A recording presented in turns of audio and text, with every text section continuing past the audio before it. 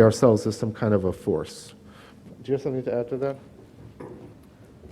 We gave out a copy of the DVD Obsession to everybody tonight. Please watch it and bring your friends over and watch it with your friends and pass it out to other people and give it away and post it on the web or whatever you can. Support Point de Bascule. It's a great website. He can use some support. There's great blogs. Buy Bruce's book. Give it out to people. I bought many copies myself, believe me. There's lots of things people can do. Buy your friends Korans for Christmas. When Ayaan Hirsi Ali was here last, at the beginning, in February or March, there was a person in the audience that asked her a question, and they were describing what she was saying as extremely bleak. Yeah. Yes, when we were in Ottawa 2 days ago, we were asked the same question, maybe asked a little differently, but it was dead silence. There was no real answer. It's very complex. There's like an ecosystem of situation that's happening. It's political, it's happening on the social level. Academia is totally supporting, and there's a travesty of our human rights that's happening. We're comparing cultures with individual rights. We're comparing, it's a little bit like corporate citizens. We're comparing ethnic groups at the same level as an individual. We're seeing now, there was an ethnic TV program on a cable station TV about 3 weeks ago, or a month ago. There was this woman that was invited, and she said on TV that there was about 300 women that are locked up in their apartment by their husband. She was a Muslim woman, tried to explain that here in Montreal, she was basically confirming what was Fatima Ouda Pepin, the MP, the Muslim MP on the South Shore, was saying that there's women that are locked up. And one of the reasons that this could be happening is because we're considering culture at the same level as individual rights. So we're encasing these women inside a system that doesn't allow them to enjoy the same freedom as the majority of us are, for now, the majority of us are benefiting. So Ayaan Hirsi Ali was asked by somebody, what would you tell our policymakers? What would you tell our politicians? Which I don't know, I still don't know why we still believe in politicians, because with some of the laws that we're having regarding these issues, there's almost nothing happening. But she pulled back in a silence, took her time, and then she says, tell them to go to Europe. Tell them to go see Europe. Don't go in the tourist area. Yeah. Don't be invited by other politicians. Yeah. Go to Europe, go see what it's like now, and then just imagine how it's going to become. And this is very interesting, because on Point Bascule, I received a testimony about this last December. This is a French-Canadian woman, a musician, somebody very liberal. She moves to Belgium. She's living in Brussels. She's living in a predominant neighborhood that's mainly North Africans. And then she, quite happily, she's a musician, a pianist. Yeah. She comes out, and then she's getting harassed. I mean, really seriously harassed. After about 2-3 weeks, she decided to wear a veil to stop the harassment. She was still harassed. This continued. She couldn't believe she was writing in a pen that was very uncomfortable. She didn't know she was going to continue. This is Brussels. And then she continued, she says, there was still this harassment, so I started to wear shades because my eyes are blue and gray. Then the harassment started to slow down. She says, everybody is scared. They're scared. The other day I was in the neighborhood. There was a car being broke off. And then I stopped. I pulled back because everybody knows that these guys, they will not allow a witness. So it's pretty type of panicky, but it seems to be confirming what Ayaan Hirsi Ali is saying, confirming what you're bringing up with testimonials, confirming what a lot of people are living. And remember the riots in France. There was also riots in Australia. And it always seems to have some kind of equivalent sources. So solutions are very, very complex right now. I would say this, and I said the same thing. We need to use our liberties. We need to stand up for our liberties. We need to use them, stand up. More freedom will toss off fascism. You're exposing with a flashlight the true natures of these people. And the first thing that they're trying to do, these organizations, is to attack our freedom of speech. How can you get any other type of freedom if you lose your freedom of speech? Yeah. So you're having these pressure groups that are basically playing around with our politicians, getting the ear of our politicians, the moderate Muslims, and there's only, according to me, there's only one serious moderate organization. When I say moderate, I mean Muslims that actually not only defend our values, but support them and stand up for them, risk their lives to defend them and embrace them. They have no conflict of allegiance. So there is one organization called the Muslim Canadian Congress.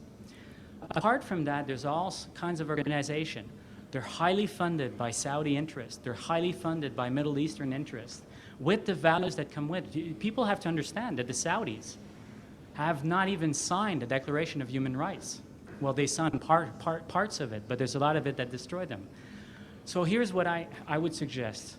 We need to be strategic. These people that are attacking our freedoms and literally attacking them, they're resilient. They're even using situation when they should be accountable and they should try to correct their own situation. In certain case, honor killings, for example.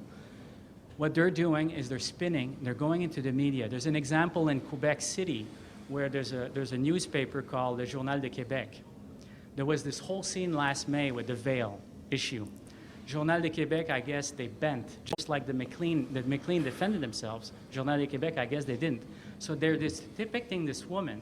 They're describing her as a woman who's a mother with a veil, and she's living, a very normal life. And then what happened is we discovered that this woman is a communicator expert, and her role is to change the description of the way people are perceiving religion and social benefit. But she was described as a mother. And this is happening in La Presse. This is happening in the Journal de Québec. This is happening in the Gazette. We're having these people, just like Samira Laouni, who are depicted by mothers, who are not. They're professional politicians who just knows their way. So when you need to stand up, you need to have a strategy, and you need to be resilient, and you need to stand up for your freedom. No resilience, no way we're going to win. So standing up and just say, we want the veil out of the public system. Well, let me tell you something. Nothing has happened. Everybody says that the face veil, our covered face veil, was supposed to be addressed by our government. It has not been addressed. Now there's laws saying it's even more legal. Most Muslim countries will not allow, where there's democracy, will not allow a woman to go vote with her face covered. We allow it in Canada. You have Christine Saint-Pierre said that during the Bouchard-Taylor Commission, there was going to be a hierarchy of rights where equality between men and women will be over the right to have religion. What happened? That has never been installed, but everybody was under the impression it was done. Nothing. If you're not resilient, nothing is going to be implemented, and they have no interest in implementing it. So be resilient. Use your freedom, more freedom. The imam that I exposed, I'm ready to print his book. People should read his book. I didn't expose him. I exposed him to test the commission. But you need to be resilient.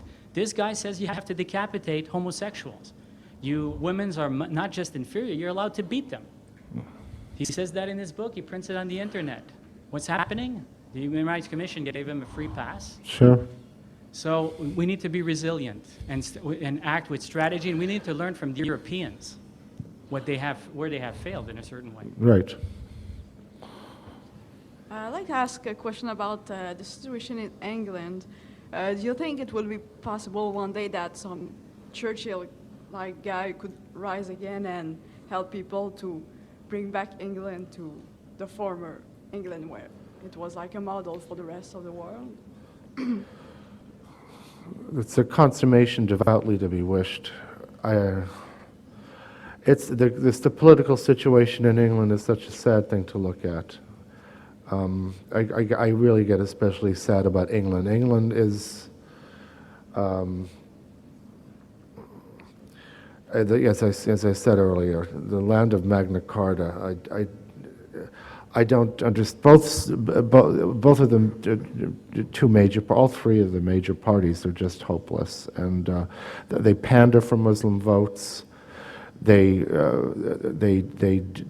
And And even though Britain has a broader spectrum of media politically than anywhere else in Europe, even the conservative press there plays these games that are just depressing. Mr. Bawer, if I can, because we're Yes, going go to have ahead. to leave soon, but what I find interesting, people are forgetting that in the 30s, it was almost the same thing with the media that we're having now. There was a guy called Walter Duranty Yeah. who never described the tyranny of the Nazis, never described the tyranny of the communists, the millions of people that died.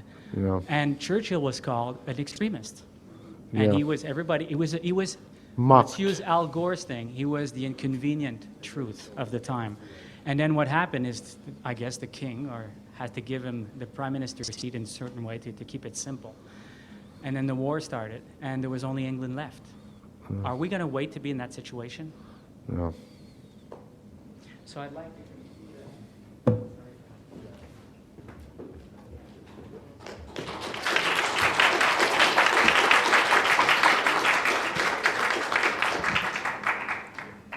First of all, I'd like to excuse myself. It's terrible that the speaker did not work very well. And I'm sorry that there was not more people coming up, but we had an interview this morning with Richard Martineau, and we also had Fred, and when we were in Ottawa, asking questions as to why. Richard Martineau asked a very, very pertinent question. Why is it that the mainstream media are not talking about Bruce Bawer's coming over here? And I'm going to leave it at that. I don't even feel like answering the questions. One of the key people that put in Le Devoir, the complaint that I made last year, I invited him to come. He said he was interested. Nobody came. Some core journalists that covered some of these issues, nobody came.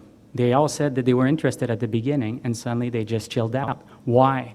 Maybe did we use the word multiculturalism? Is it that loaded that we can't talk about it? We use the word maybe immigration. We can't talk about it. So who knows what's happening, but there's definitely a problem. And maybe the blogosphere would be part of the solution, but we're noticing, we had conversation recently, and what we're noticing is that also people are not reading. People are not able to connect the dots together, and it's because they're not reading. I have a website. And I think one of the reasons people are not connecting the dots is because they're not reading through. So we're trying to find other solutions, trying to find other actions. There's definitely a problem. We're not able to steer and pull the people to wake up and stand up. So I think it's bleak. I would be more in the situation of Ayaan Arshi Ali and just describe the bleakness. And instead of hoping and instead of pretending that we're more people or less people or whatsoever, I think we now need to think in terms of results. We need to get results, and we're not getting them right now.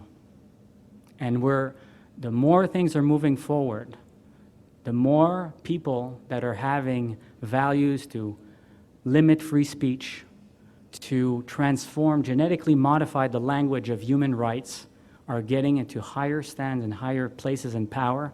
They're going deeper, wider, they're more effective, they're having a very, very powerful lobby. Some of these lobbies have been encouraging terrorism in the past, and they're now influential, and even some of the core governments. They may be conservative, they may be liberal, they may be NDP, they may be the Bloc, but they're influential. And we're not getting any results. So thank you for being here, and I'm going to leave you on this very bleak note. And I hope that I am going to hope that we're going to use more of our freedom and assume and name things and try to find ways to talk more about it, and maybe from there solutions will come. But we're not even in a position to be able to name solutions. Every solution that are ours, it's like putting a parachute in enemy land instead of an army and a beachhead and moving along. So I'm sorry for the inconvenience that the conference has caused. I will take the responsibility for that. And however, I would like to thank you very much for being here. I think the crowd was fantastic. And you've been very generous with your question. And I would like to thank Bruce Bawer for being in Montreal. It has been an honor to be in your company.